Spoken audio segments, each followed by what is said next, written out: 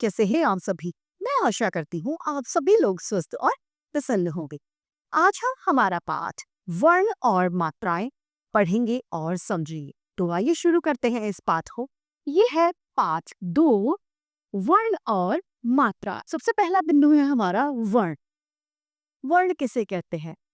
वर्ण भाषा की वह इकाई होती है जिसके खंड यानी हम उसे टुकड़ों में नहीं बदल सकते, यानी वो वर्ण भाषा की सबसे छोटी इकाई होती है जिसको हम और ज्यादा टुकड़ों में नहीं बांट सकते। जिस प्रकार पुस्तक का निर्माण पन्नों से होता है, वन का निर्माण वृक्षों से होता है और दीवार का निर्माण ईंटों से होता है, उसी तरीके से भाषा का निर्माण भी वर्णों से होता है। उसी प्रकार शब्द का निर्माण ध्वनियों से होता है। एक ही शब्द की कई ध्वनियां हो सकती हैं, जैसे कि कमल शब्द क्या है हमारा? कमल। तो कमल के टुकड़े क्या होंगे? क हलन प्लस अ। म के टुकड़े क्या होंगे? म हलन प्लस अ। ल के टुकड़े ल हलन प्लस आ। फलस्वरूप हमारे पास हमारा शब्द आ जाएगा कमल। अब इसमें हम क के और ज्यादा टुकड़े नहीं कर सकते। इसी तरीके से घोड़ा शब्द में भी 4 ध्वनियां हैं। प्रत्येक भाषा में ध्वनियों को लिखने के लिए कुछ चिन्ह निर्धारित किए जाते हैं। प्रत्येक ध्वनि के लिए पृथक चिन्ह होता है। इन्हीं ध्वनि चिन्हों को ही वर्ण कहा जाता है। वर्ण भाषा की सबसे छोटी इकाई होती है जिसके खंड या फिर टुकड़े हम नहीं कर सकते। किसी भाषा के समस्त वर्णों में व्यवस्थित समूह को उस भाषा की वर्णमाला कहा जाता है। यहाँ पर हिंदी और अंग्रेजी दोनों की वर्णमालाएं हमें दी गई हैं। हिंदी में वर्णमाला को 2 भागों में विभाजित किया गया है, स्वर तथा व्यंजन। आइए हिंदी वर्णमाला को पढ़ते हैं। अ आ इ ई उ ऊ ऋ ए आई ओ औ औ अह। क ख ग घ ड़ च छ ज झ ड़ ट ठ ड ढ ण त थ द ध न प फ ब भ म य र ल व श श स ह। क्षत्रज्ञ। 2 नए व्यंजन इसमें सम्मिलित हुई हैं, 2 नई ध्वनियां जिसमें ज और झ, यानी अब 33 से बदलकर 35 हमारी स्वरों की संख्या हो गई, व्यंजनों की संख्या हो गई है। स्वरों की संख्या 11 यानी 11 होती है। हिंदी भाषा में वर्ण के 2 प्रकार हैं, पहला स्वर, दूसरा व्यंजन।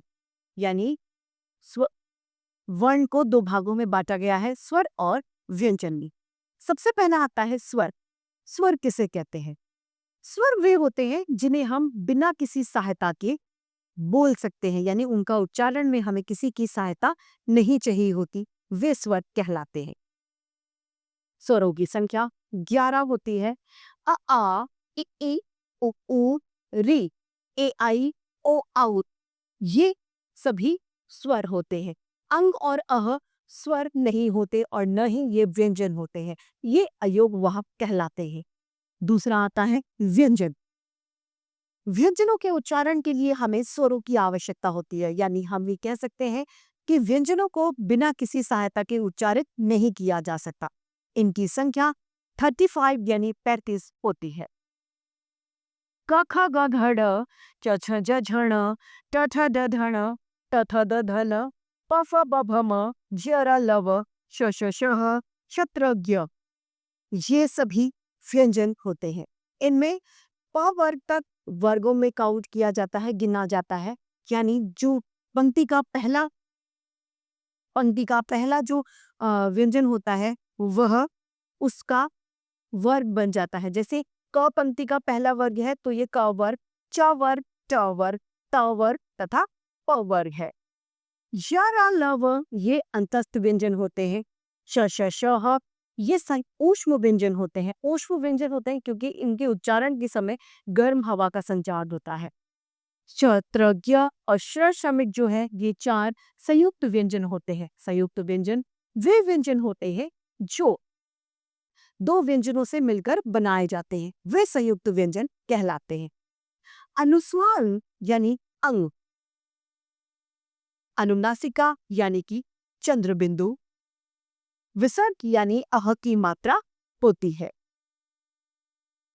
आइए इसे भी पढ़ते हैं। ड ढ वर्ग उपशिष्ट व्यंजन कहे जाते हैं और ये कभी शब्द के आरंभ में नहीं होते, यानी इनसे कभी भी कोई अक्षर, कोई शब्द जो है इन अक्षरों से शुरू नहीं होता। ड वर्ण वाले कुछ शब्द हैं लड़ाई, लकड़ी, गुड़ आदि। ढ वर्ण वाले भी कुछ शब्द हैं पढ़ाई, चढ़ाई, गढ़ इत्यादि। चारों संयुक्त व्यंजन है जैसे कि शत्रय बना है क हलंत और श से मिलकर, त्रिशूल बना है त हलंत और र से मिलकर, ज्ञानी बना है ज हलंत और य से मिलकर, तथा श्रमिक बना है श हलंत और र से मिलकर। इसीलिए इन्हें संयुक्त व्यंजन कहा जाता है क्योंकि ये संयुक्त यानी जुड़कर बने होते हैं। अब आता है हमारा बिंदु मात्रा। किसी भी स्वर की अपनी एक अलग मात्रा होती है, उसकी एक अलग चिन्ह होता है जो मात्रा कहलाता है।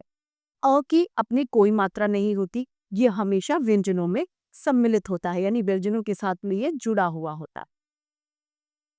किसी भी व्यंजन के साथ में स्वरों का जो चिन्ह लगाया जाता है वो मात्रा कहलाता है, या फिर हम ये कह सकते हैं कि स्वरों का बदला हुआ रूप मात्रा कहलाता है। जब स्वरों के व्यंजनों के साथ में जोड़ा जाता है तो उनके स्वरूप में बदलाव आ जाता है। व्यंजन में जुड़ने के बाद स्वर के बदले हुए रूप को मात्रा कहा जाता है। आइए इन मात्राओं को पढ़ते और समझते हैं।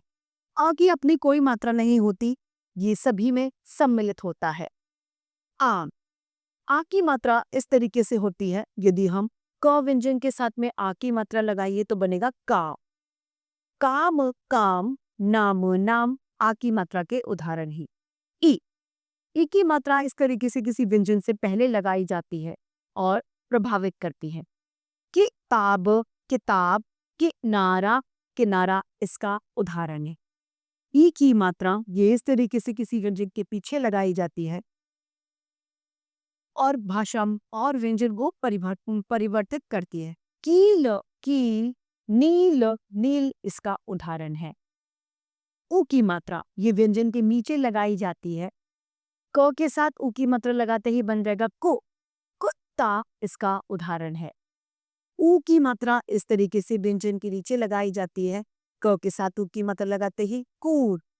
कूड़ा, कूड़ा, चूड़ी इसका उदाहरण है। री की मात्रा ये व्यंजन के नीचे लगाई जाती है। री की मात्रा के प्रयोग के साथ में री का उच्चारण किया जाता है।